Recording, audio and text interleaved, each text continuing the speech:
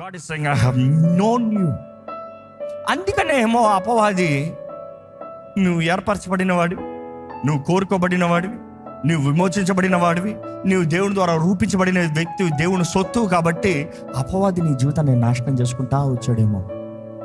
అక్కడ ఒక మాట ఉంటుంది, even before you new.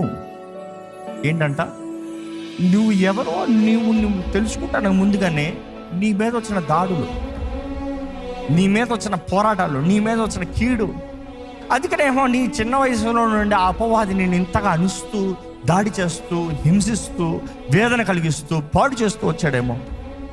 You have to remember your self.